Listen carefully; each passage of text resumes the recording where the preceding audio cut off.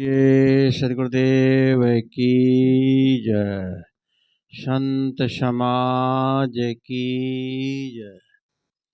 मेरी आध्यात्मिक एवं व्यवहारिक जीवन की आत्म प्रेरणा स्रोत मेरे परम आराध्य सदगुरुदेव एवं इस सत्संग सभा स्थल में बैठे हुए मेरे धर्म प्रेमी सज्जनों एवं ममतामयी माता बहनों व नन्हे मुन्ने प्यारे बच्चों, कहा है अंत भला तो सब भला। अंत क्या है? जीवन के अंत में भी यदि आदमी अपना कल्याण का काम करता है, युक्ति कोई करता है, भक्ति करता है, सत्संग सुनता है, उस पर चलता है, तो तब भी कुछ उसका कल्याण हो ही जाएगा। नहीं मुक्त होंगे तो कम से कम अगला जन्म मनुष्य का हमें मिल ही जाएगा। नहीं तो अंत समय जुआड़ी की तरह, जैसे जुआड़ी हार करके हाथ झाड़ के चला जाता है, ऐसे ही हम भी पश्चातापते रह जाएंगे अंत में। यदि अंत समय का लाभ ले लें, जैसे कि मान लो कहीं सत्संग हो रहा है, सत्संग होता है और 2 दिन का 3 दिन का प्रोग्राम रहता है, लोग सोचते भी तो 2-3 दिन चलेगा, लास्ट वाले दिन चलेंगे, बाद में चलेंगे, तो उनके पास समय नहीं रहता। लेकिन यदि कहीं कोई लाभ वाली चीज मिलती हो, या फिर राशन ही मान लो, राशन के डिपो में लाइन लगती है, जब पता लगता है, इंतजार करते हैं कि आज राशन डिपो खुल गया है, तो राशन डिपो में इतनी भीड़ लग जाती है, शायद कितना लोग हो जाते, शाम तक नंबर भी नहीं आता, लेकिन लग जाते हैं लाइन में कि कहीं हो सकता है राशन खत्म ना हो जाए, हमारा नंबर ही ना आए, इतने मतलब बेचैन हो जाते हैं। लेकिन अपने जीवन की मुक्ति के कल्याण के लिए कहीं लाइन में लगते हैं। सत्संग में भी जाते हैं तो बाद में लास्ट में जाते हैं, या पहले दिन भी गए, लास्ट में समापन के समय पर थोड़ा सुनने के लिए सत्संग सुन के चले जाते हैं। तो ये सब स्थिति लास्ट में जो हम लोग सुनते हैं, लास्ट भी चलो सुना तो ध्यान, जो कुछ करें ध्यान से करें। यदि ध्यान से नहीं सुना, पहले दिन ही नहीं सत्संग सुना, लास्ट वाले दिन सुना, तो ध्यान से सुना, तो समझ लो कुछ पल्ले अगर पड़ गया तो कुछ हम अपने जीवन को बदल सकते हैं।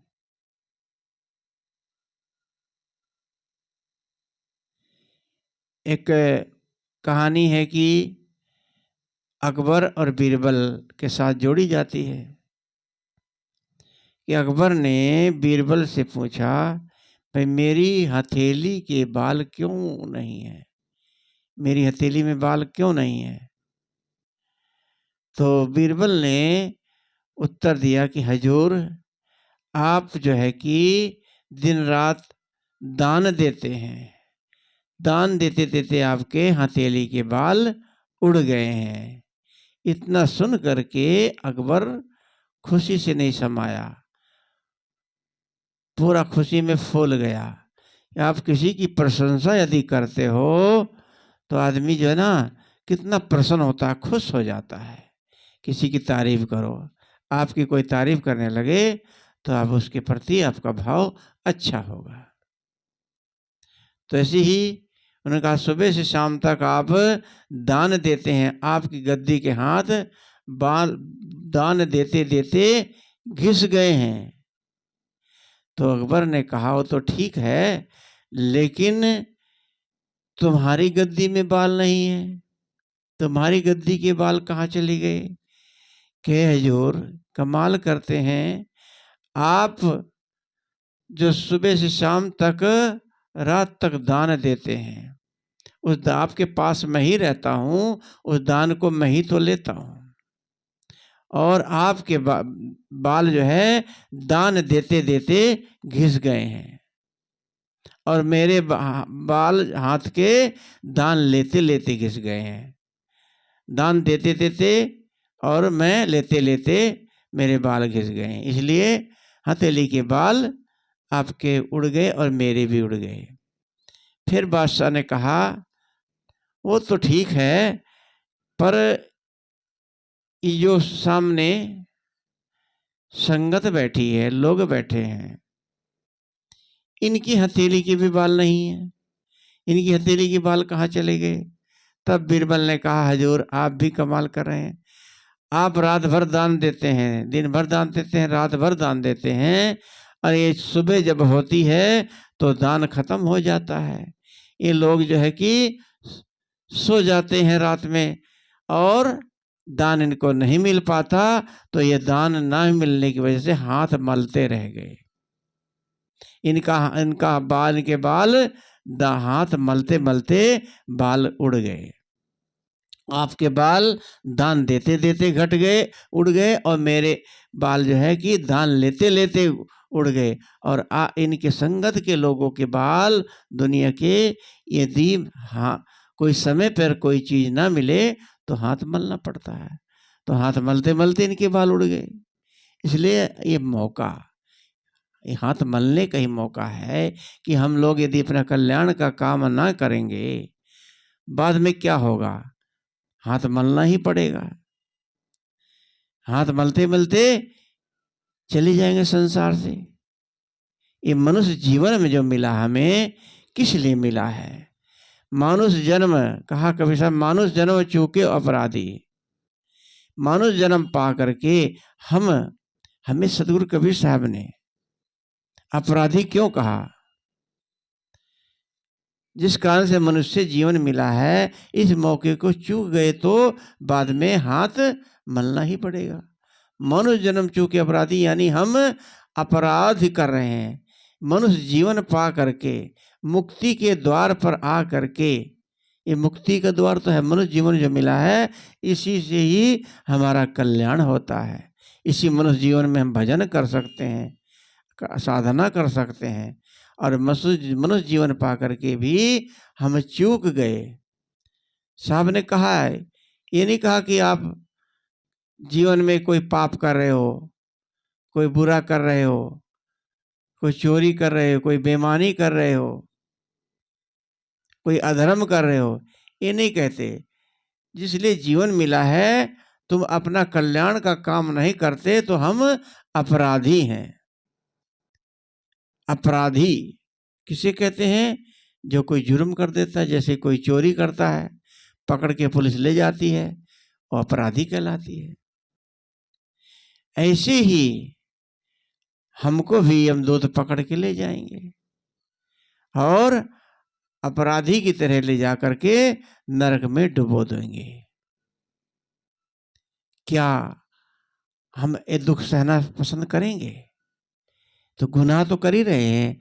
हम मनुष्य जीवन को पहचान ही नहीं रहे हैं, बस सोच रहे हैं कि कमाओ और खाओ और बच्चे जन्मो। सतगुरु रविदास साहब जी कहते थे कि हम लोग यदि अपना कल्याण का काम नहीं कर रहे हैं तो सब लोग टट्टी पेशाब बनाने की फैक्ट्री चला रहे हैं। टट्टी पेशाब की फैक्ट्री, मेहतर का काम, शूद्र का काम कर रहे हैं। टट्टी बनाना और धोना, निकालना, बनाने मतलब खाना खाते हैं, फिर टट्टी बनती है, उसको निकालते हैं, फिर वही काम सुबह शाम, सुबह शाम, यही काम। तो ऐसे पवित्र जीवन को, सुंदर जीवन को पा करके अपने को, जीवन को ईश्वर भगवान में, सत्संग में, गुरुओं के चरणों में नहीं लगाते तो फिर दोबारा ये मौका नहीं मिलेगा। मनुष्य जन्म पाए के, कहा है, मनुष्य जन्म पाए के चूके अब की घात, जाए पड़ा भव चक्र में सहे घनेरी लात। मनुष्य जन्म पा करके ये घात, ये मौका यदि चूक गए तो भवचक्र में पड़ोगे। भवचक्र क्या है संसार में? ये 4 खानियां हैं, अंडज, पिंडज, उष्मज और मनुष्य। अंडे से जितने भी पक्षी बनते हैं सब अंडज खानी है, और उसमें पसीने से कीड़े मकोड़े, नाली कीड़े, खटमल, मक्खी, मच्छर, ये सब उष्मज योनि कहलाती है। और यहां तक कि टट्टी के कीड़े भी बनना पड़ता है। सब योनियों से निकल करके ये जीव आया है। पिंडज फिर गाय, भैंस, शेर, बकरी वगैरह वगैरह, कुत्ता, बिल्ली, ये बनना पसंद करेंगे। जब ये चीज बनना नहीं पसंद करेंगे, मनुष्य जीवन पे लास्ट में फिर इनसे निकल करके एक मौका मिलता है। उस मौके को हम चूक गए तो भव चक्र में जाकर के घनेरी लात, यानी कष्ट सहोगे, दुख सहोगे, यम की लात सहोगे। तभी कहा मानो जन्म दुर्लभ है, मिले न बारंबार, पत्ता टूटा गिर पड़ा, बहुर न लागी डार। मनुष्य जन्म बड़े दुर्लभ से मिलता है। जैसे पेड़ से पत्ता टूट के नीचे गिर जाता है, दोबारा वो नहीं लगता। इसलिए इस जीवन में जीवन की कीमत समझे, अपने को दुनिया के राग द्वेष, निंदा चुगली से में मत लगाओ। कंठी माला पहन लिया, साधु भेष बना लिया, कपड़ा रंग लिया, दाढ़ी बढ़ा लिया, बड़े बड़े प्रवचन हाँकना, स्टेज पर बड़े बड़े प्रवक्ता और बड़े बड़े साधक संत ये प्रवचन करते हैं, लेकिन सभी की बात तो नहीं कह सकते। लेकिन अक्सर लोग प्रवचन में कहते तो कुछ हैं और करते कुछ हैं।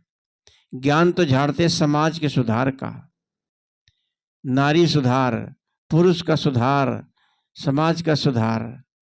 हम अपना सुधार नहीं करते, समाज का सुधार कैसे होगा?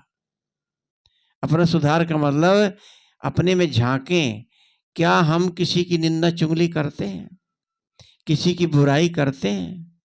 किसी से राग द्वेष करते हैं?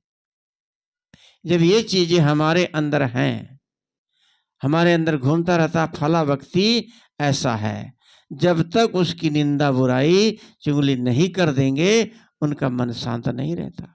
आदत बनी है। अक्सर ज्यादातर पुरुषों में कम, स्त्रियों में परपंच ज्यादा होता है।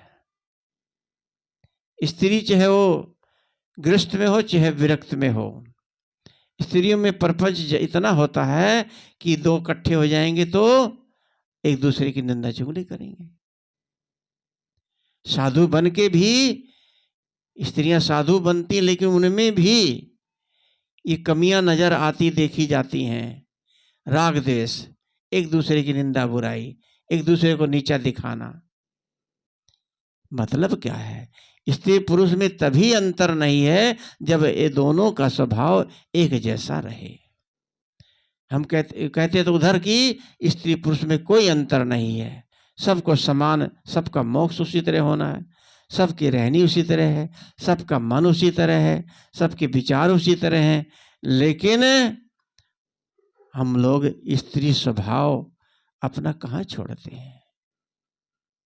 दूसरों को तो समझाते हैं, दूसरों को ज्ञान देते हैं, लेकिन अपने में झांकें कि हमने आज तक किसी की निंदा करी है?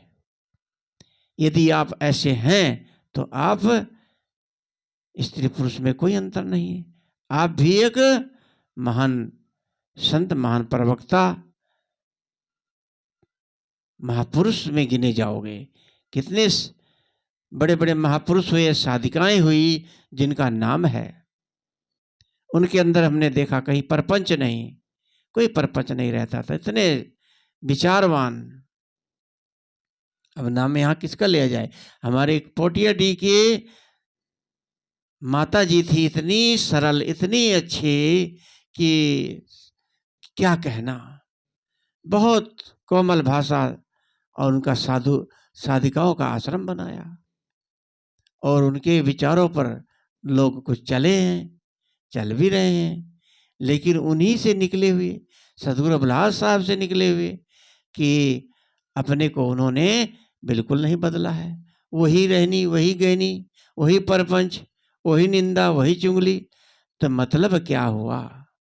हम किसी की बुराई नहीं कर रहे हैं, हम अपनी स्वयं की बुराई कर रहे हैं।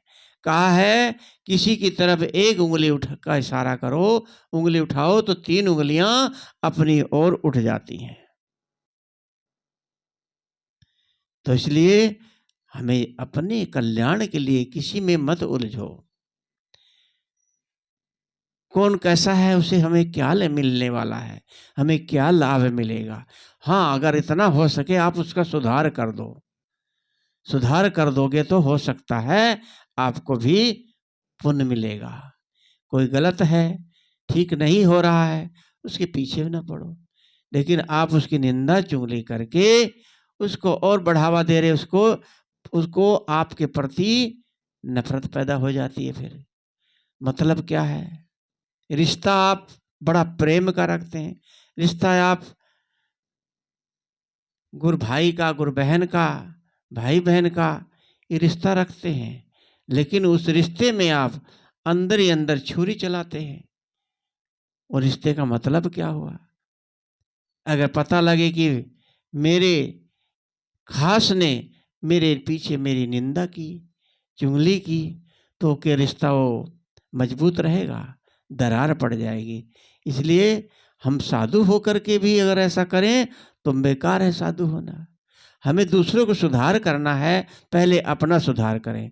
प्रवचन जब हाँके, प्रवचन जब करें जब आप उस पे चलें।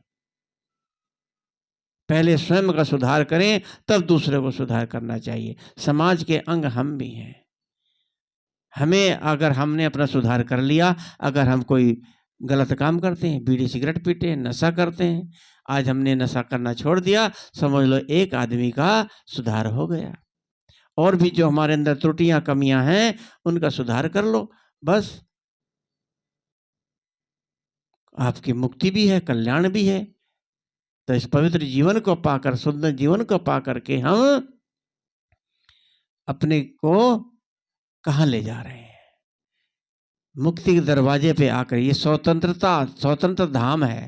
ये स्वतंत्रता का जीवन, जो चाहे जो कर सकते हो, जीवन को जैसे चाहे चला सकते हो, लेकिन ये हम जीवन को नरक बना रहे हैं।